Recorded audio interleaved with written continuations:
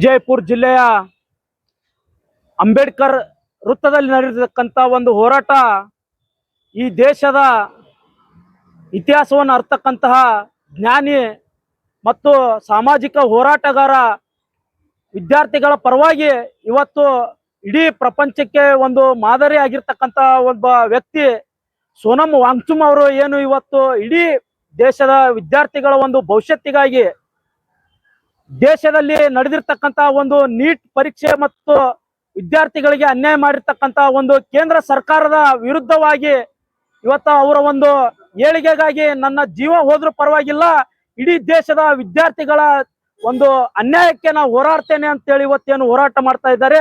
ಅವರ ಒಂದು ಹೋರಾಟ ಬೆಂಬಲಿಸಿ ಇವತ್ತು ಹೋರಾಟ ಮಾಡ್ತಾ ಇದ್ದೇವೆ. ಇವತ್ತು ನೀಟ್ ಪರೀಕ್ಷೆ ಅಂತಕ್ಕಂಥದ್ದು ಬಿಜೆಪಿ ಸರ್ಕಾರದ ಒಂದು ಹಗರಣವಾಗಿರ್ತಕ್ಕಂಥ ಹಗರಣ ಮಾಡಲೇ ಒಂದು ಉದ್ದೇಶಕ್ಕಾಗಿ ನಡೆಸ್ತಕ್ಕಂಥ ಒಂದು ಮಾದರಿಯ ಒಂದು ಪತ್ರಿಕೆ ಇವತ್ತು ಬಿಜೆಪಿ ಸರ್ಕಾರದ ಇವತ್ತು ಪತ್ರಿಕೆಯಾಗಿದೆ. ಪ್ರತಿಯೊಂದು ಕೂಡ ಸುಮಾರು 10 ವರ್ಷಗಳಿಂದ ಇವತ್ತು NTA ಅಂತಕ್ಕಂಥ ಒಂದು ಖಾಸಗಿ ಸಂಸ್ಥೆಗೆ ಇವತ್ತು ನೀಡಿ ಇವತ್ತು ಸಾವಿರಾರು ಲಕ್ಷಾಂತರ ವಿದ್ಯಾರ್ಥಿಗಳ ಭವಿಷ್ಯವನ್ನ ಹಾಳು ಮಾಡಿರ್ತಕ್ಕಂಥದ್ದು ಈ ದೇಶದ ಒಂದು ಮೂಲ ಉದ್ದೇಶ ಆಗಿದೆ. ಇವತ್ತು ಸುಮಾರು 10 ವರ್ಷದಿಂದ ಸುಮಾರು 90 ಪರೀಕ್ಷೆಗಳನ್ನ ಇವತ್ತು ಹಗರಣ ಮಾಡಿ ಇವತ್ತು ಲಕ್ಷಾಂತರ ವಿದ್ಯಾರ್ಥಿಗಳು ಇವತ್ತು ಜೀವ ಕಳಿಸಿಕೊಳ್ಳುವಂತ ಒಂದು ವಿಚಾರವಾಗಿ ಇಡೀ ದೇಶದ ತುಂಬಾ ಇವತ್ತು ಪ್ರತಿಭಟನೆಗಳು ನಡೀತಾ ಇದ್ದಾವೆ, ಇವತ್ತು ಧರಣಿಗಳು ನಡೀತಾ ಇದ್ದಾವೆ.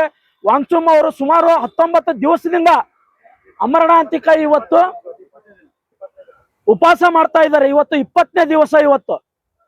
ಆದ್ರೂ ಇವತ್ತು ಈ ದೇಶದ ಉನ್ನತ ಸ್ಥಾನದಲ್ಲಿ ಇರ್ತಕ್ಕಂಥ ಇವತ್ತು ಪ್ರಮಾಣ ವಚನ ಸ್ವೀಕರಿಸಿ ಇವತ್ತು ನನ್ನ ದೇಶಕ್ಕೆ ನಾನು ಇವತ್ತು ಸಂವಿಧಾನಾತ್ಮಕವಾಗಿ ಯಾವುದೇ ಒಂದು ಹಾನಿಯಾಗದೆ ನಾನು ಇವತ್ತು ನನ್ನ ಅಧಿಕಾರವನ್ನು ನಡೆಸ್ತೇನೆ ಅಂತಕ್ಕಂಥ ಒಂದು ಪ್ರಮಾಣದೊಂದಿಗೆ ಇವತ್ತು ಅಧಿಕಾರ ಹಿಡಿದಕ್ಕಂತ ಇವತ್ತು ಧರ್ಮೇಂದ್ರ ಪ್ರಧಾನ್ ಇವತ್ತು ಒಂದು ಜೀವ ಇವತ್ತು ಕಳೆದು ಹೋಗ್ತಾ ಇದೆ ಅಂತ ಗೊತ್ತಿದ್ರು ಕೂಡ ಯಾವುದೇ ಇವತ್ತು ಅಸಹನೆ ನೀಡದೆ ಆ ಒಂದು ಜೀವಿಗೆ ಇವತ್ತು ಸ್ಪಂದಿಸದೆ ಇವತ್ತು ಏನು ತಮ್ಮ ಒಂದು ಉದ್ದಟತನವನ್ನ ಇವತ್ತು ತೋರಿಸ್ತಾ ಇದ್ದಾರೆ.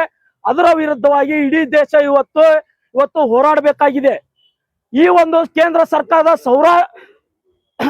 ಇವತ್ತು ದುರಾಡಳಿತ ಇದೆ, ಸರ್ವಾಧಿಕಾರದ ಒಂದು ಆಡಳಿತ ಇದೆ, ಅದರ ವಿರುದ್ಧವಾಗಿ ಇವತ್ತು ವಿದ್ಯಾರ್ಥಿ ಯುವ ಜನರು ಇವತ್ತು ಹೋರಾಡಬೇಕಾಗಿದೆ. ಇವತ್ತು ಕೇಂದ್ರ ಸರ್ಕಾರದ ಇವತ್ತು ಪ್ರಧಾನಮಂತ್ರಿಗಳು ಹೇಳಿದ್ರು, ಇವತ್ತು ಈ ದೇಶವನ್ನ ನಾನು ಸರ್ವಾಧಿಕಾರದತ್ತ ನಾನು ಒಯ್ಯುತ್ತೇನೆ, ನಾ ಕಾನೇದುಂಗ ನಾ ಕಾಯೋಂಗ ಅಂತ ಹೇಳಿದ್ರು. ಇವತ್ತು ಏನ್ ಮಾಡ್ತಾ ಇದ್ರಪ್ಪ ಅಂದ್ರೆ ಎಲ್ಲಾ ಪರೀಕ್ಷೆಗಳನ್ನು ತಾವೇ ನುಂಗ್ತಾ ಇದ್ದಾರೆ. ಎಲ್ಲಾ ದೇಶದ ಇವತ್ತು ಹಗರಣಗಳು ಏನ್ ಮಾಡ್ತಾ ಇದ್ರಪ್ಪ ಅಂದ್ರೆ ಎಲ್ಲವನ್ನು ಮುಚ್ಚಿಕೊಳ್ತಾ ಇದ್ದಾರೆ. ಅದಕ್ಕಾಗಿ ಇವತ್ತು ನಾನು ಸ್ಟ್ಯಾಂಡ್ ಅಪ್ ಇಂಡಿಯಾ ಮಾಡ್ತೀನಿ ಅಂತಕ್ಕಂಥ ಒಂದು ಆದೇಶದಿಂದ ಇವತ್ತು ಪ್ರಮಾಣ ವಚನ ಸ್ವೀಕರಿಸಿದ ಇವತ್ತು ನರೇಂದ್ರ ಮೋದಿ ಅವರು ಇವತ್ತು ಏನಪ್ಪಾ ಅಂತಂದ್ರೆ ಇವತ್ತು ಬದ್ಮಾಸ್ ಇಂಡಿಯಾ ಆಗಿ ಇವತ್ತು ಮಾರ್ಪಡಿಸಿದ್ದಾರೆ. ನಮಗೆ ಇವತ್ತು ಸ್ಟ್ಯಾಂಡ್ ಅಪ್ ಇಂಡಿಯಾ ಬೇಕಾಗಿಲ್ಲ, ಸ್ಟ್ಯಾಂಡರ್ಡ್ ಇಂಡಿಯಾ ಬೇಕಾಗಿದೆ. ಯುವಕರಿಗೆ ಭದ್ರತೆ ನೀಡುವಂತ ಒಂದು ಇಂಡಿಯಾ ಬೇಕಾಗಿದೆ. ಇವತ್ತು ಅನ್ಯಾಯಕ್ಕೆ ಒಳಗಾಗಿರ್ತಕ್ಕಂಥ ಜನರಿಗೆ ಇವತ್ತು ಸಾಮಾನ್ಯ ಹಕ್ಕುಗಳ ನೀಡುವಂತ ಒಂದು ಇಂಡಿಯಾ ಬೇಕಾಗಿದೆ. ಅವರಿಗೆ ಭದ್ರತೆ ನೀಡುವಂತ ಒಂದು ಇಂಡಿಯಾ ಬೇಕಾಗಿದೆ. ಅದಕ್ಕೆ ನಮ್ಮ ಒಂದು ಇವತ್ತು ಉದ್ದೇಶ ಇಷ್ಟೇ. ಇವತ್ತೇ ನೀವೆಲ್ಲರೂ ಕೂಡ ಇವತ್ತು ಸ್ಪಂದಿಸಬೇಕು.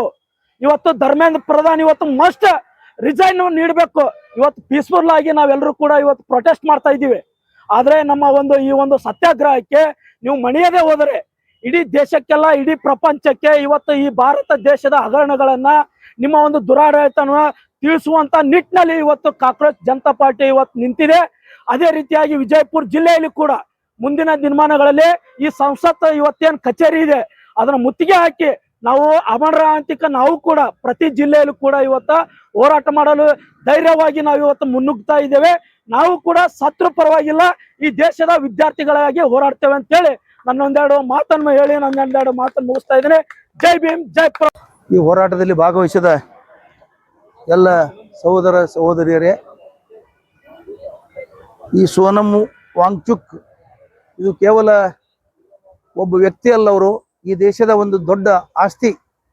ಈ ದೇಶದಲ್ಲಿ ಒಬ್ಬ ಅಂತಾರಾಷ್ಟ್ರೀಯ ವಿಜ್ಞಾನಿ, ಸಂಶೋಧಕ, ಒಬ್ಬ ಮೇಧಾವಿ ವ್ಯಕ್ತಿ ಸೋನಂ ವಾಂಗ್ಚುಕ್. ಇವತ್ತ ಲಡಾಖ್ ಪ್ರದೇಶದವರು, ಅವರು ಕಾಶ್ಮೀರದ ಲಡಾಖ್ ಪ್ರದೇಶದವರು. ಅವರು ಈ ಹಿಂದೆ 1 ವರ್ಷ ಜೈಲುವಾಸ ಅನುಭವಿಸಿ ಅವ್ರಿಗೆ ಎದೆಗುಂದದೇನೆ, ಅವ್ರೇನು ಹೆದರ್ಲಾರ್ದೇನೆ ಈ ಕೇಂದ್ರ ಸರ್ಕಾರದ ವಿರುದ್ಧ ಮತ್ತೆ ಬಂದು ಇವತ್ತ ನೀಟ್ ಪರೀಕ್ಷೆಯಲ್ಲಿ ಅನ್ಯಾಯ ಆಗಿದೆ, ನೀಟ್ ಪೇಪರ್ ಕಳುವಾಗಿದ್ದಾವೆ ಅಂತ ಹೇಳಿ ಏನು ಆ ಸಂದರ್ಭದಲ್ಲಿ ಬಂದು ಕೂತಿದ್ದಾರೆ. ನಾವು ಮೊದಲನೇದಾಗಿ ಅವರೆಲ್ಲರಿಗೂ ಇಡೀ ರಾಷ್ಟ್ರದ ಜನತೆ ಪರವಾಗಿ ನಾನು ಇವತ್ತು ಅವ್ರಿಗೆ ಧನ್ಯವಾದ ಹೇಳ್ತೇನೆ. ಯಾಕಂದ್ರೆ ಅವರು ಮೊದಲೇ ಜೈಲದಲ್ಲಿ ಸ್ವರ್ಗಿ ಸುಣ್ಣಾಗಿದ್ರು, ಅಂಥದ್ರಲ್ಲಿ ಮತ್ತೆ ಬಂದು ಆಮರಣ ಉಪವಾಸ ಕೂತಿದ್ದಾರೆ. ಅವರ ಪ್ರಾಣ ಇವತ್ತು ಬಹಳ ಗಂಡಾಂತರದಲ್ಲಿದೆ. ಅವ್ರ ಪ್ರಾಣ ಬಹಳ ಅಮೂಲ್ಯವಾದದ್ದು, ಕೇವಲ ಒಬ್ಬ ವಾಂಗ್ಚುಕ್ ವ್ಯಕ್ತಿ ಅಲ್ಲ ಅವರು. ಆದ್ರೆ ಇವತ್ತು ಏನಾಗಿದೆ ಅಂದ್ರೆ ಪರಿಸ್ಥಿತಿ, ಈ ದೇಶದ ಮಾಧ್ಯಮಗಳು, ಈ ದೇಶದ ಸರ್ಕಾರ ಗಮನ ಹರಿಸ್ತಾ ಇಲ್ಲ. ಅಲ್ಲಿ ಕೇವಲ ಒಂದು ಯಾವುದಾದ್ರೂ ಮೂಲೆಯಲ್ಲಿ ಒಂದು ಘಟನೆ ಆದ್ರೆ ಅದನ್ನ ರಾತ್ರಿ ಹಗಲ ಬಿತ್ತರಿಸುವ ಈ ದೃಶ್ಯ ಮಾಧ್ಯಮಗಳು, ಪ್ರಿಂಟ್ ಮಾಧ್ಯಮಗಳು ಇವತ್ತ ಸೋನಮ್ ವಾಂಗ್ಚುಕ್ ಅವ್ರ ಬಗ್ಗೆ, ದೇಶದ 20-25 ಲಕ್ಷ ವಿದ್ಯಾರ್ಥಿಗಳ ಭವಿಷ್ಯದ ಬಗ್ಗೆ ವಿಚಾರ ಮಾಡಲಾರ್ದೇನೆ ಇವತ್ತು ಮೌನ ವಹಿಸಿದವ. ಅದನ್ನು ನಾವು ಈ ಸಂದರ್ಭದಲ್ಲಿ ಖಂಡಿಸಬೇಕಾಗ್ತದೆ. ಯಾಕಂತ ಕೇಳಿದ್ರೆ ಅವ್ರು ತಮಗೆ ಯಾವ್ದು ಬೇಕು ಅದೇ ವಿಷಯದಲ್ಲಿ ಅವರು ಬೆಂಬಲ ಕೊಡ್ತಾರೆ ಹೊರತಾಗಿ ಇಂಥ ರಾಷ್ಟ್ರ ಹಿತಾಸಕ್ತಿ, ಒಬ್ಬ ವಿದ್ಯಾರ್ಥಿಗಳ ಹಿತಾಸಕ್ತಿ, ಯುವಕರ ಹಿತಾಸಕ್ತಿ, ಈ ದೇಶದ ಯುವಕರು ಕಣ್ಮಣಿ, ಅವ್ರು ಇವತ್ತು ತಮ್ಮ ಭವಿಷ್ಯವನ್ನು ಹಾಳು ಮಾಡ್ಕೊಂಡಿದ್ದಾರೆ. 15 ಜನ ವಿದ್ಯಾರ್ಥಿಗಳು ಆತ್ಮಹತ್ಯೆ ಮಾಡ್ಕೊಂಡಿದ್ದಾರೆ. ಸತ್ತು 25-26 ಜನ ಅಂತ ಹೇಳ್ತಾ ಇದ್ದಾರೆ. ಅಷ್ಟು ಜನ ವಿದ್ಯಾರ್ಥಿಗಳು ತಮ್ಮ ಪ್ರಾಣವನ್ನು ಬಲಿ ಕೊಟ್ಟಿದ್ದಾರೆ. ಆದ್ರೂ ಇವತ್ತು ಕೇಂದ್ರ ಸರ್ಕಾರ ಅದ್ರ ಕಡೆ ಗಮನ ಕೊಡ್ತಾ ಇಲ್ಲ, ಅವ್ರ ಬೇಡಿಕೆ ಈಡೇರಿಸಲಿಕ್ಕೆ ವಿಚಾರ ಮಾಡ್ತಾ ಇಲ್ಲ. ಇವು ನೀಟ್ ಪ್ರಶ್ನೆ ಪತ್ರಿಕೆ ಎಲ್ಲೆಲ್ಲಿ ಸೋರಿಕೆ ಆಗಿದಾವ ಅಂದ್ರೆ, ಎಲ್ಲೆಲ್ಲಿ ಬಿಜೆಪಿ ಸರ್ಕಾರ ಇದೆ ಅಲ್ಲೆಲ್ಲಿ ಇವು ನೀಟ್ ಪ್ರಶ್ನೆ ಪತ್ರಿಕೆ ಸೋರಿಕೆ ಆಗಿದಾವ. ಅದ್ರಾಗ ಅರೆಸ್ಟ್ ಆಗಿದ್ದಾರೆ, ಅವರೆಲ್ಲ ಬಿಜೆಪಿ ಮತ್ತು RSS ಕಾರ್ಯಕರ್ತರು ಅಲ್ಲಿ ಅರೆಸ್ಟ್ ಆಗಿದ್ದಾರೆ. ಇದನ್ನು ನಾವು ಗಮನಿಸ್ಬೇಕು. ಇವತ್ತು ದೇಶ ಹೇಗಿದೆ ಅಂದ್ರೆ ಆಗ್ಲೇ ಇವತ್ತು ಬರ್ಬೇಕಾಗಿತ್ತು. ದೇಶ ಇವತ್ತ ಸಾಮಾನ್ಯ ಜನರ ಕೈಯಲ್ಲಿದೆ ಒಂದು ಅಕ್ಟೋಪಸ್ ತರ ಏನು ಒಂದು ಶಕ್ತಿ ಇದೆ. ಆ ಶಕ್ತಿ ಕೈಯಲ್ಲಿ ಇವತ್ತು ದೇಶ ಇದೆ. ಅದಕ್ಕೆ ಅದನ್ನ ದೇಶ ಬಿಡುಗಡೆ ಆಗ್ಬೇಕಾದ್ರೆ ಇವತ್ತು ದೇಶದ ಜನ ಬಹಳ ಜಾಗೃತರಾಗಬೇಕು ಇಂಥ ಹೋರಾಟಗಳಲ್ಲಿ. ಆಮೇಲೆ ಏನಾಗಿದೆ ಅಂದ್ರೆ ಪ್ರಶ್ನೆ ಮಾಡೋ ಹಕ್ಕು ಹೋಗಿ ನಮ್ಮ ದೇಶದಲ್ಲಿ ಪ್ರಶ್ನೆ ಮಾಡೋ ಹಕ್ಕು ಬಹಳ ಕಡಿಮೆ ಆಗ್ಯದ. ಬಹಳ ಅಂದ್ರೆ ಬಹಳ ಕಡಿಮೆ ಆಗ್ಯದ. ಪ್ರಶ್ನೆ ಮಾಡಕ್ ಧೈರ್ಯ ಇಲ್ಲ ಜನರಿಗೆ. ಅದಕ್ಕೆ ನಾವು ಪ್ರಶ್ನೆ ಮಾಡೋದನ್ನ ಕಳ್ಕೋಬಾರ್ದು. ಇಂಥ ಸಂಘಟನೆಗಳು ಇವತ್ತೇನು ಪ್ರಶ್ನೆ ಮಾಡೋ ಧೈರ್ಯ ಮಾಡಿ ಒಂದು ಇದ್ದಾರೆ. ಈ ಹೋರಾಟಕ್ಕೆ ಎಲ್ಲರೂ ತನು ಮನ ದೇಶದಲ್ಲಿ ಪ್ರಜಾಪ್ರಭುತ್ವ ಉಳಿಬೇಕು, ನ್ಯಾಯ ಉಳಿಬೇಕು, ಸಂಘಟನೆ ಉಳಿಬೇಕಂತ ಹೇಳ್ತಿ ನಾನು ಮಾತನ್ನು ಮುಗಿಸುತ್ತೇನೆ. ಜಯ ಭಾರತ್, ಜಯ ಕರ್ನಾಟಕ. ಇವತ್ತು ಪ್ರಗತಿಪರ ಸಂಘಟನೆಗಳ ಪರವಾಗಿ ಇವತ್ತು ಒಂದು ದಿನ ಸಾಂಕೇತಿಕವಾಗಿಯೂ ಇಲ್ಲಿ ಪ್ರತಿಭಟನಾ ಧರಣಿಯನ್ನು ಇಟ್ಕೊಂಡಿದ್ದೀವಿ. ವಿಷಯ ಇವತ್ತಿಗೆ 20 ದಿನ ಆಯಿತು.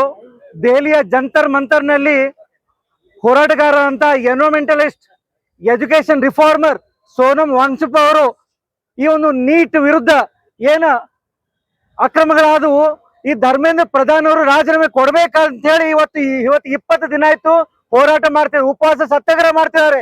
ಆದ್ರೆ ಕೇಂದ್ರ ಸರ್ಕಾರದಲ್ಲಿ ಕೂತಂತ ಮೂಕ ಪ್ರೇಕ್ಷಕರು ಇದಕ್ಕೆ ಯಾರು ಸ್ಪಂದಿಸ್ತಾ ಇಲ್ಲ. ಪ್ರಧಾನಮಂತ್ರಿಗಳು ಸ್ಪಂದಿಸ್ತಾ ಇಲ್ಲ. ಸರ್ಕಾರದಲ್ಲಿ ಇರುವಂತ ಯಾರೊಬ್ರು ಮಂತ್ರಿಗಳು ಸ್ಪಂದಿಸ್ತಾ ಇಲ್ಲ. ರಾಜೀನಾಮೆ ಕೊಡಕ್ಕೆ ಧರ್ಮೇಂದ್ರ ಪ್ರಧಾನ್ ಅವರಿಗೆ ಏನು ರೋಗ? ಅವ್ರು ಇಷ್ಟು ಕುರ್ಚಿಗೆ ಅಂಟ್ಕೊಂಡು ಕೂತಿದ್ದಾರೆ ಯಾಕೆ? ಈ ಮನುಷ್ಯ ಒಂದು ಎಜುಕೇಶನ್ ಮಿನಿಸ್ಟರ್ ಆಗಿದ್ದಾರೆ. ಎಜುಕೇಶನ್ ಬಗ್ಗೆ ಒಂದು ಮಾತಿರಂಗಿಲ್ಲ, ಇವ್ರದ್ದು ಎಜುಕೇಶನ್ ಬಗ್ಗೆ ಒಂದು ಟ್ವೀಟ್ ಇರಂಗಿಲ್ಲ.